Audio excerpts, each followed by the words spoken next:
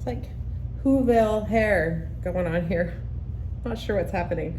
But hey, I wanted to do an update. If you haven't seen the video, I posted, I think it was about 5 days ago, about some complications that I'm having 11 years post-op vertical sleeve gastrectomy regarding anorexia and regarding just like not eating very much and weight loss. And I wouldn't even say it was like rapid weight loss, because really, in all seriousness, like since January, I'm only down about 30 pounds. So it's actually a pretty healthy loss. And I had some extra weight to lose. And I kind of like, it's so funny. Oh God, I could talk about whole ADHD on this thing right now. Squirrel. Sorry, but I got some comments on that I wanted to address. And rightfully so. There was a few things that were triggering for me, and like I literally almost pulled the video. And then I had a conversation today with my life coach, and we kind of talked about like why I have this channel and where it all started, and why I need to be okay with some negative comments, and why I need to keep these videos up, because my heart is not to bash anybody or anything, and to actually show love for myself and my body and my journey, and that can be triggering for people. One thing I didn't do in that video was I didn't do a full body shot. And I remember back like when I was first looking into the surgery, and I watched a lot of people in their face, because we always lose weight in our face first, so we all look thinner here. But I was like, I want to see full bodies, and I didn't do that in the last video, so I'm going to do that. So the date today is August 30th. Oh my gosh, 2022. I had the surgery. Oh, I need to look. We're in 2022, so I think it was like 2009, 10, 11. I don't know, a long time ago, 11 years in April. But this is my body. This is what I look like. Here, let me back up here. This is me. These are like, I think they're like size 13s youth, like whatever.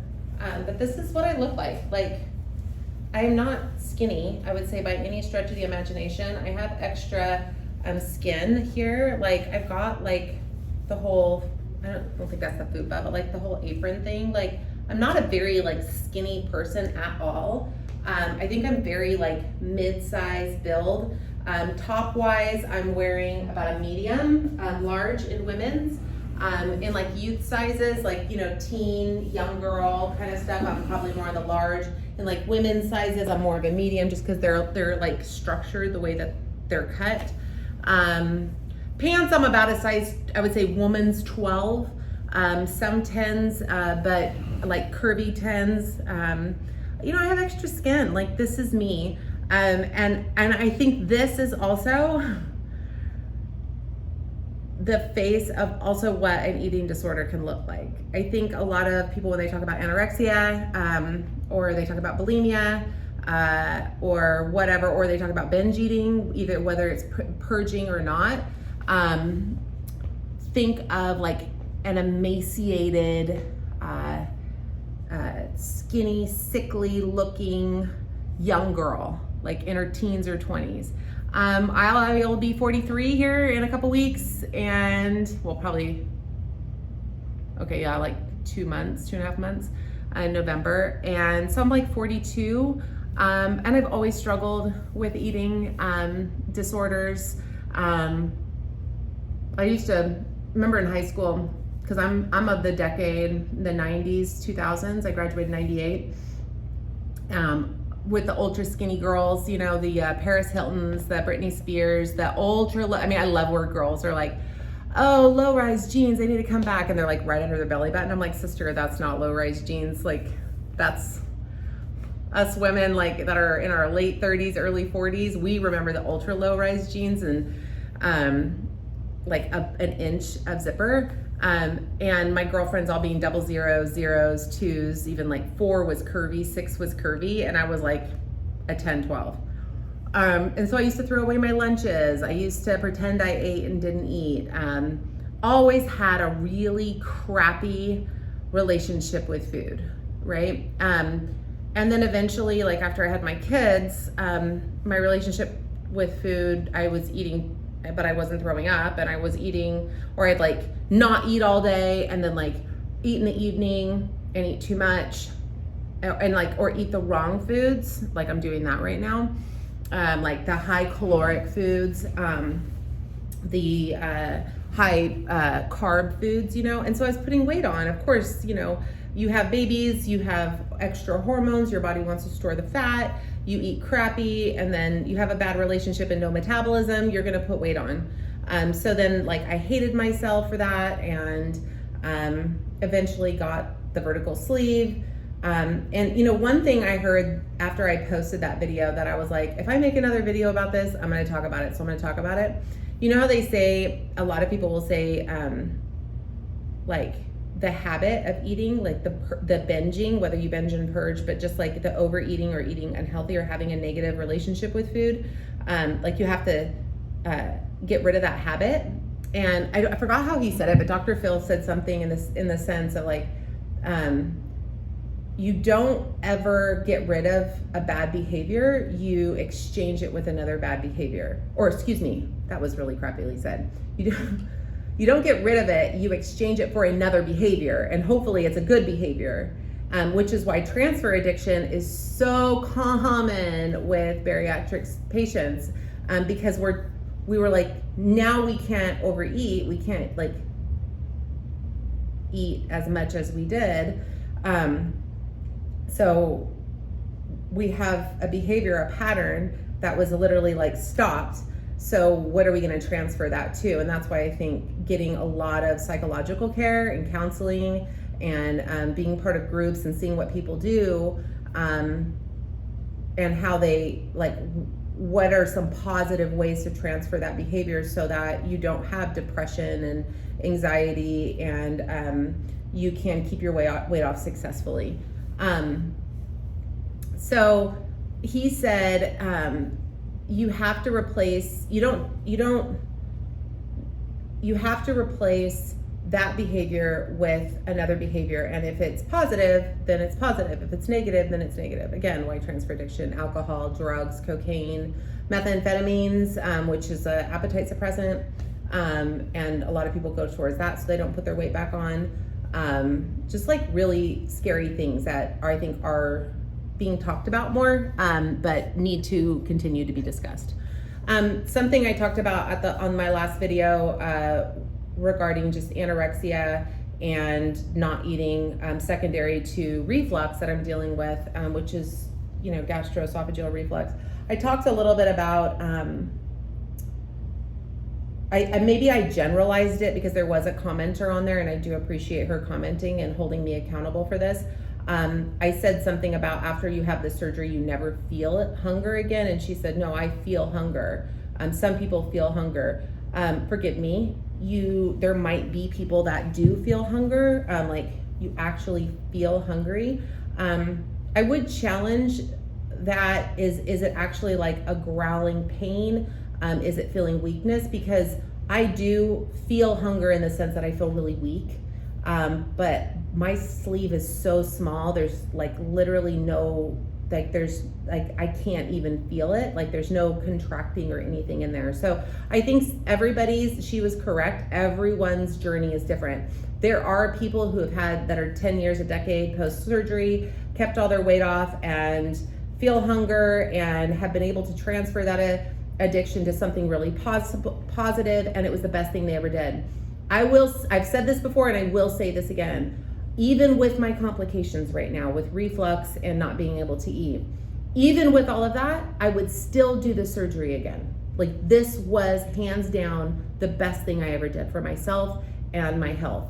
I am though being very honest about some issues that I am dealing with personally and what my experience as one individual who's a decade post is dealing with, because there was none of this out there for me. The only people I had were people who had gastric bypass, or they had like the, the band. And I have personally had 2 friends who have had very poor reactions to both of those. Actually 3 people I know personally. 2 had to have the bands, 1 almost died, and one of my girlfriends who had gastric bypass years and years ago eventually passed away. And secondary to complications, not necessarily of that surgery, but like other issues that evolved after the surgery. And that's what I'm wanting to really talk about. Again, everyone's journey is different. And this is one woman's perspective and one woman's journey, and just keep that in mind and do your research. Kind of to touch on my eating and like where I'm at right now. It's only been 5 days since I posted last video. It is the 30th, and I have my appointment with my primary care physician on the 1st. I have a lot of anxiety going into that appointment because that doctor, my primary care physician, has been seeing me well before. So when I was in my 300 pounds, and she's become kind of a pseudo, like, we're friendly. I wouldn't call her a friend, but we're friendly. And she did not want me to have bariatric surgery, specifically for the complications I'm dealing with now. And I went behind her back and was able to get the surgery done. And then she found out later. And I think she was a little like, why did you do that? And she was a little hurt. But then she saw me lose all this weight. And then she's seen me through my hysterectomy. I had a lot of hysterectomy issues a couple years ago, which I probably should do a video on that. And that was actually because my hormones were so imbalanced, being 300 pounds, and then losing a bunch of weight. My hormones were all over the place. I almost bled out. It was a huge deal. I had to have a hysterectomy, almost died. And my doctor, my primary care physician, has seen me through all of this stuff, right? And now I'm coming to her over a decade later saying, I'm having some major complications, dealing with not being able to swallow all my food, dealing with a lot of throwing up, dealing with essentially anorexia because I'm not eating very much at all, because of my fear of throwing up and my fear of the reflux is so painful. And then also my fear of like, maybe I have a stricture. And I'm a little afraid. I'm a little afraid of like, not that she would do the I told you so because she's professional that way. But it is a little bit of like, I told you so. And I don't want her to then use my story as a way to deter people who maybe could benefit from weight loss surgery to say like, I had a patient who ate, XYZ. Because again, like this surgery was very, very helpful for me. So a little bit of anxiety there, and I'm holding myself accountable, and I've put some structure around making sure I don't cancel this appointment by like telling friends and family that I have this appointment, and then they're like following up with me so that it's not like the secret that I can cancel it and not go. But I think my biggest fear is I know she's gonna order an upper GI, and I know I'm gonna get some answers, and I'm afraid of what those answers are gonna detail. And in the last video, I talked a little bit about like, in my research, what I have found, the big fix for this, sorry if this is annoying, the big fix for what I'm dealing with is to have the Roux-en-Y. And I had some people say like, why are you so sad to get the Roux-en-Y? Like I had the Roux-en-Y or the gastric bypass. And the reason for that is I never wanted rerouting. When I got this surgery, the reason I picked the vertical sleeve was I wanted something permanent, which this is permanent. It's not like the band that you can have removed. And I didn't want to deal with rerouting because I had a friend who had some major complications with rerouting and not having food be absorbed the same way. But to those commenters who are like, why are you talking smack about the Roux-en-Y, or why, and people have like DM'd me and stuff too. And I've had some great conversations aside from like the public. There's no hate to the Roux-en-Y, no hate to gastric bypass. It was just something I never wanted to do for myself. I just felt like, ooh, that's for reals, weight loss surgery. And I'm sure people are like, having your stomach removed, Christina, was for reals. But like the actual rerouting and dealing with dumping syndrome, which is like a real thing, I just never wanted to deal with that. Before you get the vertical sleeve gastrectomy, they make sure you don't have GERD, because GERD, like what I'm dealing with, is so common. Like you should never have it. And I didn't have GERD before in my 20s or however old I was, 30s. But now I do. And it is to the point where like everything is causing reflux, to the point where it causes me to cough. which is great in COVID times, right? So I eat something and then like 15 minutes later, I'm just coughing and coughing because it spills into my airway. And you don't ever want your acid spilling into your airway and around your vocal cords because it'll damage those. And essentially it's damaging my esophagus. So I do need to seek help. I need to get answers. And as somebody who's been in the middle, I'm in my studio right now. We're photographers, but I was a speech and language pathologist, a swallowing specialist. I still am a licensed therapist. And I specialize in swallowing and eating problems.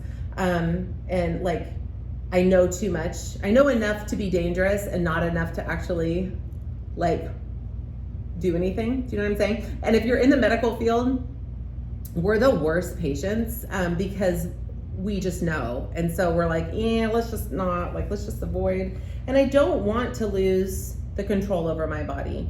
And essentially I won't. Like, they can't do surgery on me unless I give them consent. But I kind of know, not to mention the cost, right? Oh my gosh.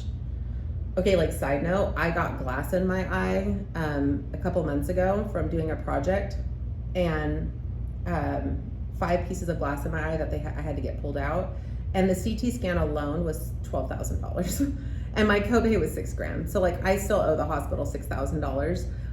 I don't even want to know what the surgery would cost me out of pocket.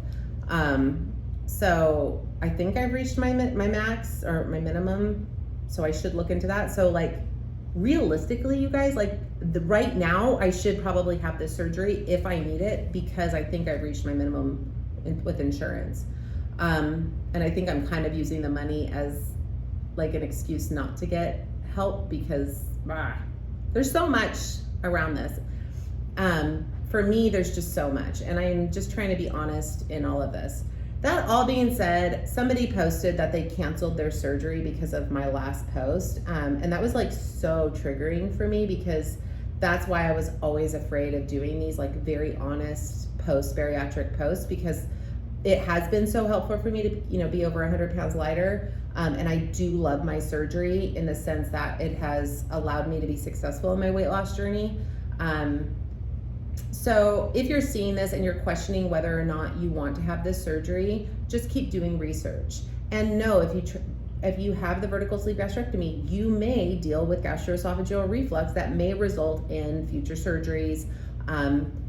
And that is a real thing. Like, I am not the only person that's dealing with this. Many, many, many other people are.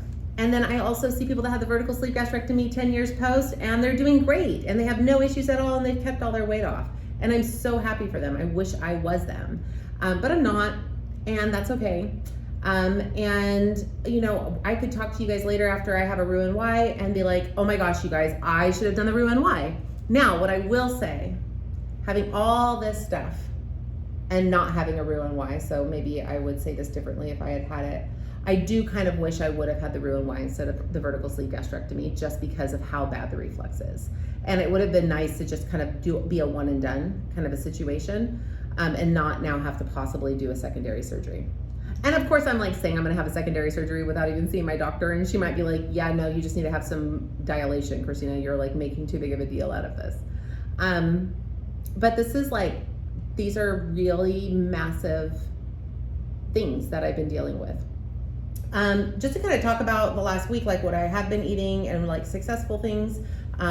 So, dealing with like the anorexia and just not eating hardly at all. Like, I went multiple days without eating, and then I like dropped a ton of weight, and almost became like skeletal. Right now, I'm definitely larger than I was even 5 days ago, simply because of dehydration. So I had gotten to the point where I just wasn't even drinking water. I don't know why. I was dealing with so much reflux. I think I was just so irritated. I just didn't even want to feel anything. So I just stopped all of it. Got kind of sick over the weekend.